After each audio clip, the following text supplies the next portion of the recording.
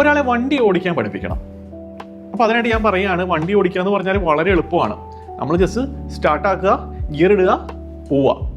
ഇത് കേട്ടോണ്ട് ഒരാൾ വണ്ടി ഓടിക്കുന്നത് ആലോചിച്ച് നോക്കിയേ, എന്തൊക്കെ പ്രശ്നങ്ങൾ സംഭവിക്കും. ശരിക്കും പറഞ്ഞു കഴിഞ്ഞാൽ ഒരുപാട് സിസ്റ്റമാറ്റിക് ആയിട്ടുള്ള പ്രോസസ്സുകൾ ഇതിൽ സംഭവിക്കണം. കൃത്യമായിട്ട് ഗിയർ അപ്ലൈ ചെയ്യണം, കൃത്യമായിട്ട് ബ്രേക്കും ആക്സിലറേറ്ററും നമ്മൾ ഉപയോഗിക്കണം. അങ്ങനെ പല പ്രോസസ്സുകൾ പ്രാക്ടീസ് ചെയ്താൽ മാത്രമേ നമുക്ക് നന്നായിട്ട് വണ്ടി ഓടിക്കാൻ പറ്റൂ. ഇപ്പോൾ പ്രിലിംസ് എക്സാം എന്ന് പറയുന്നത് വളരെ എളുപ്പമാണ്. നമ്മൾ റീസൺ അപ്ലൈ ചെയ്താൽ മതി, അല്ലെങ്കിൽ ബേസിക് നോളജ് അപ്ലൈ ചെയ്താൽ മതി, കോമൺ സെൻസിലായിട്ട് ചിന്തിച്ചാൽ മതി എന്ന് പറയുമ്പോഴും ശരിക്കും സംഭവിക്കുന്നത് ഇതാണ്. അങ്ങനെ വെറുതെ ആ എക്സാം പ്രഷറിൽ ആ ഒരു ആപ്ലിക്കേഷൻ വരില്ല. അങ്ങനെ വെറുതെ നമുക്ക് കൃത്യമായിട്ട് ഈ കോമൺ സെൻസിക്കലായിട്ട് അപ്ലൈ ചെയ്ത് കഴിഞ്ഞാൽ ചുമ്മാ ഒരു ഉത്തരം വരില്ല. പകരം ഇതിന് കുറച്ച് സ്റ്റെപ്പുകളുണ്ട്. ആ എക്സാം എൻവയോൺമെൻറ്റിൽ ആ ഒരു പ്രഷറിൽ കൃത്യമായിട്ട് ചിന്തിച്ച് ഉത്തരത്തിലേക്ക് എത്തണമെങ്കിൽ അവിടെ നമ്മൾ ആക്റ്റീവായിട്ട് ചെയ്യേണ്ട ചില കാര്യങ്ങളുണ്ട്. അതെന്തൊക്കെയാണെന്ന് ഞാനിന്ന് നിങ്ങൾക്ക് പറഞ്ഞുതരാം. പ്രധാനമായിട്ടും വേണ്ടത് 2 കാര്യങ്ങളാണ്.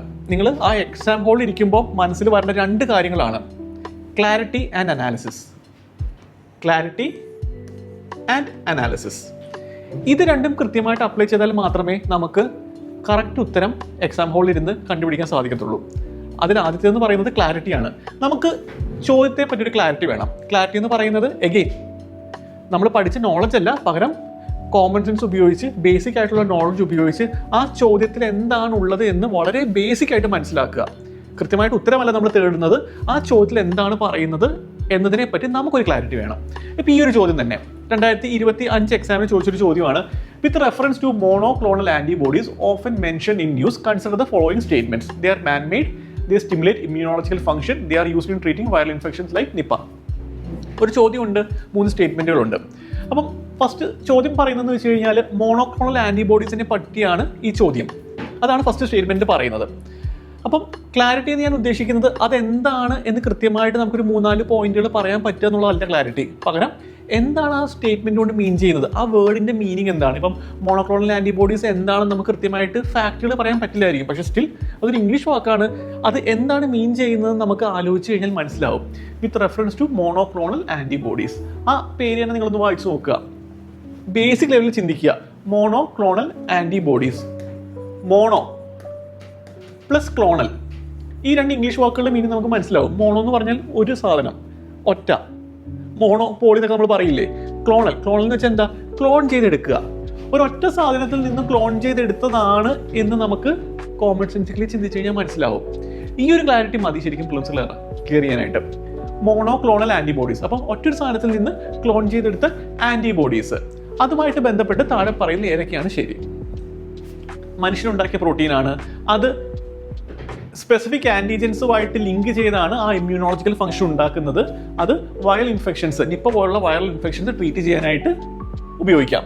അപ്പം ഇത് നമുക്ക് കൃത്യമായിട്ട് മനസ്സിലാവുന്നുണ്ട്. അതിനൊരു ക്ലാരിറ്റി നമുക്ക് കിട്ടുന്നുണ്ട് വായിക്കുമ്പോൾ തന്നെ. എന്താണ് അത് മീൻ ചെയ്തിരിക്കുന്നതെന്ന് നമുക്ക് കൂടുതൽ ചിന്തിക്കേണ്ട കാര്യം വരുന്നില്ല. മനുഷ്യനുണ്ടാക്കിയ പ്രോട്ടീനാണ്, ഇമ്മ്യൂണോളജിക്കൽ ഫംഗ്ഷൻ ഉണ്ടാക്കുന്നത് ആൻറ്റിജനുമായിട്ട് ബിൻഡ് ചെയ്തതാണ്. വൈറൽ ഇൻഫെക്ഷൻസ്, നിപ്പ പോലുള്ള വൈറൽ ഇൻഫെക്ഷൻസ് ട്രീറ്റ് ചെയ്യാൻ ഉപയോഗിക്കാം. വളരെ പ്ലെയിൻ ആയിട്ടാണ് സ്റ്റേറ്റ്മെന്റുകൾ കൊടുത്തിരിക്കുന്നത്. ഇനിയാണ് രണ്ടാമത്തെ ഭാഗത്തിലേക്ക് നമ്മൾ പോകേണ്ടത്, അനാലിസിസ്. ഒരു മെയിൻസ് ക്വസ്റ്റ്യൻ നമ്മൾ അനലൈസ് ചെയ്യത്തില്ലേ. ഇപ്പം ഒരു ക്വസ്റ്റ്യൻ ക്രിട്ടിക്കലി അനലൈസ് എന്ന് പറഞ്ഞു കഴിഞ്ഞാൽ നമ്മൾ അതിൻ്റെ ശരിയാണ് തെറ്റാണ് എന്നുള്ള 2 ഭാഗങ്ങൾ നമ്മൾ ചിന്തിച്ച് പോയിന്റുകൾ എഴുതി ഫാക്ട് എഴുതി സബ്സ്റ്റാൻഷിയേറ്റ് ചെയ്യും. അതേ രീതിയിൽ തന്നെ നമ്മൾ ഈ സ്റ്റേറ്റ്മെന്റുകൾ അനലൈസ് ചെയ്യണം. ശരിയാവാൻ സാധ്യതയുണ്ടോ? എന്തുകൊണ്ട് തെറ്റാവാം? ഇത് ശരിയാവാൻ സാധ്യതയുണ്ടോ? എന്തുകൊണ്ട് തെറ്റാവാം? ഇത് ശരിയാവാൻ സാധ്യതയുണ്ടോ? എന്തുകൊണ്ട് തെറ്റാവാം? ഇങ്ങനെ ആക്റ്റീവായിട്ടൊരു തോട്ട് പോയെങ്കിൽ മാത്രമേ ഓരോ സെൻറ്റൻസിൻ്റെയും ആ ഒരു സാധ്യത നമുക്ക് മനസ്സിലാക്കാനായിട്ട് സാധിക്കത്തുള്ളൂ. ഇപ്പം കേൾക്കുമ്പോൾ നിങ്ങൾ വിചാരിക്കും ഇത്രയും ടൈമൊക്കെ അവിടെ ഉണ്ടോ എന്നുള്ളത്. പക്ഷേ ഇത് നിങ്ങൾക്ക് മനസ്സിലാവാൻ വേണ്ടി ഞാൻ ഇലാബറേറ്റ് ആയിട്ട് പറയുന്നതേ ഉള്ളൂ. ഈ ഒരു പ്രോസസ്സ് എത്രത്തോളം പ്രാക്ടീസ് ചെയ്ത് പെർഫെക്റ്റ് ചെയ്യുന്നു എന്നതിനനുസരിച്ചായിരിക്കും പ്രിലിംസ് എത്രത്തോളം നിങ്ങൾക്ക് എളുപ്പമാവുന്നു എന്നുള്ളത് വരിക. ഇപ്പോൾ ഫസ്റ്റ് സ്റ്റേറ്റ്മെൻറ്റ് തന്നെ, ദേ ആർ മാൻ മെയ്ഡ് പ്രോട്ടീൻസ്. ഇപ്പം മോണോക്ലോണലിൻ്റെ ആ ഒരു വേർഡ് മീനിങ് ഞാൻ ബ്രേക്ക് ഡൗൺ ചെയ്ത് തന്നുകൊണ്ട് ആ സ്റ്റേറ്റ്മെൻറ്റ് എളുപ്പമായി. ക്ലോൺ ചെയ്ത് ഉണ്ടാക്കുന്നതാണ്, ഒരൊറ്റ സാധനത്തിൽ നിന്ന് ക്ലോൺ ചെയ്ത് ഉണ്ടാക്കുന്നതാണ്. അതിൽ തന്നെയുണ്ട് അത് മനുഷ്യരായിരിക്കും ചെയ്യുക എന്നുള്ളത്. അപ്പോൾ ഫസ്റ്റ് സ്റ്റേറ്റ്മെൻറ്റ് ഇത് കറക്റ്റാണ്. അത് എഗെയിൻ മോണോക്ലോണലിൻ്റെ ബേസിക് മീനിങ് ആലോചിക്കുന്നതുകൊണ്ടാണ് ഫസ്റ്റ് സ്റ്റേറ്റ്മെൻറ്റ് നമുക്ക് കറക്റ്റ് ആവുന്നത്. ഇല്ലെങ്കിൽ ഫാക്ച്വലി ചിന്തിച്ച് കഴിഞ്ഞാൽ അത് ശരിക്കും പാടാവും. ഓക്കെ, അപ്പം അതെന്തായാലും ശരിയായിരിക്കും, കാരണം മനുഷ്യനാണല്ലോ ക്ലോണിങ് നടത്തുന്നത്. സെക്കൻഡ് സ്റ്റേറ്റ്മെൻറ്റ്, അത് ആൻറ്റിജൻസുമായിട്ട് ബൈൻഡ് ചെയ്താണ് ഇമ്മ്യൂണോളജിക്കൽ ഫംഗ്ഷൻ ഉണ്ടാക്കുന്നതെന്ന്. അത് നമ്മുടെ ബേസിക് നോളജാണ്. വൺസ് അഗെയിൻ പ്രിലിംസിന് ബേസിക് ആയിട്ടുള്ള കാര്യങ്ങളാണ് നമുക്ക് വേണ്ടത്. അത് നമ്മൾ വായിച്ച് റിവേഴ്സ് ചെയ്തിരിക്കണം. ആൻറ്റിബോഡീസ് ആൻറ്റിജനുമായിട്ടാണ് ബൈൻഡ് ചെയ്യുന്നത് എന്നുള്ളത് ഒരു കോമൺ നോളജ് ആണ്. സെക്കൻഡ് സ്റ്റേറ്റ്മെൻറ്റും ശരിയാണ്.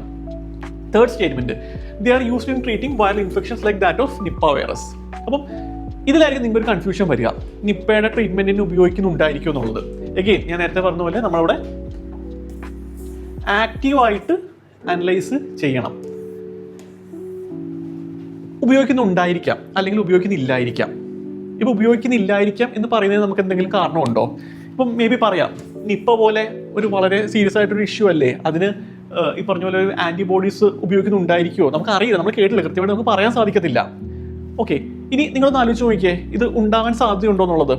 അത് നമുക്ക് കൃത്യമായിട്ട് പറയാൻ പറ്റണം എന്നില്ല. പക്ഷേ എഗെയിൻ പ്രിലിംസ് ഫോക്കസ് ചെയ്യുന്നതെന്ന് പറഞ്ഞു കഴിഞ്ഞാൽ വളരെ ബേസിക് ആയിട്ടുള്ള നോളജ് നമുക്ക് അപ്ലൈ ചെയ്യാൻ പറ്റുന്നുണ്ടോ എന്നുള്ളതാണ് മെയിനായിട്ട് നോക്കുന്നത്. ഇപ്പം ഈ ഒരു സ്റ്റേറ്റ്മെൻറ്റ് വേറൊരു രീതി നിങ്ങളൊന്ന് പറഞ്ഞു നോക്കിയേ. ഇപ്പം നിപ്പയുടെ ട്രീറ്റ്മെൻറ്റിന് പാരസെറ്റമോൾ നമുക്ക് ഉപയോഗിക്കാമെന്ന് പറയുന്നു. സീമിംഗിൽ ഒരു സിമ്പിൾ സ്റ്റേറ്റ്മെൻ്റ് ആണ്, നിപ്പയുടെ ട്രീറ്റ്മെൻറ്റിന് പാരസെറ്റമോൾ ഉപയോഗിക്കാം. നിങ്ങളൊന്ന് ആലോചിച്ച് നോക്കിയേ, വളരെ സിമ്പിളായിട്ടൊന്ന് ചിന്തിച്ച് നോക്കിയേ.